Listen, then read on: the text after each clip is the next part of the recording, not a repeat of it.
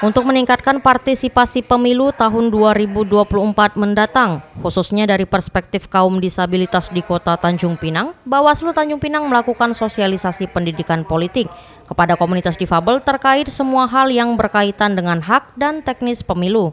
Inilah suasana kegiatan sosialisasi pengawasan pemilu partisipatif bersama penyandang disabilitas yang bertempat di Aula Dinas Sosial Kota Tanjung Pinang Rabu pagi. Sosialisasi ini memberikan pendidikan politik bagi kaum difabel dengan tujuan agar kaum difabel dapat lebih memahami haknya dalam memilih dan dipilih saat pemilu. Karena sejatinya kaum difabel adalah warga negara yang berkebutuhan khusus yang juga memiliki hak yang sama dengan warga lainnya.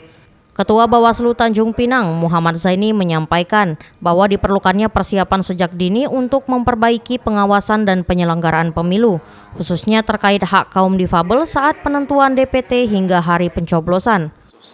Dan ini juga sejalan dengan semangat Undang-Undang Nomor 8 Tahun 2016 tentang penyandang disabilitas, bahwa penyandang disabilitas punya hak untuk dipilih, hak untuk memilih, dan hak untuk dipilih.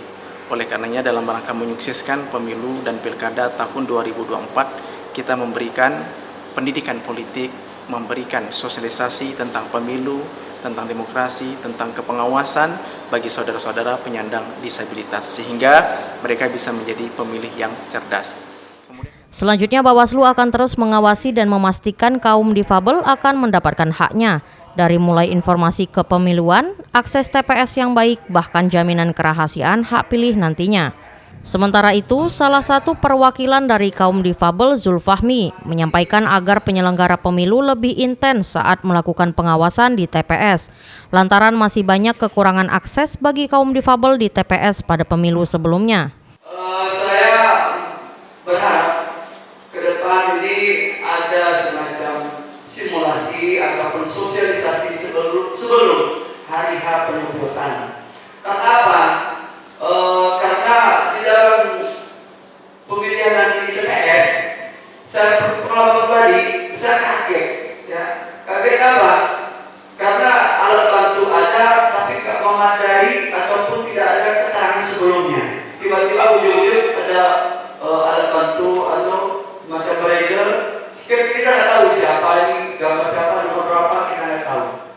Berdasarkan DPT Pilkada di Tanjung Pinang tahun 2020 lalu, dari total 149.354 DPT, terdapat 355 orang kaum difabel sebagai pemilih potensial. Dan saat ini berdasarkan laporan dari Dinsos Tanjung Pinang, terdapat 555 orang difabel di Tanjung Pinang. Hal ini tentunya akan menjadi tugas Bawaslu dan KPU untuk terus menjaring informasi, sehingga tidak ada kaum difabel yang terabaikan dalam kontestasi pesta demokrasi tahun 2024 mendatang.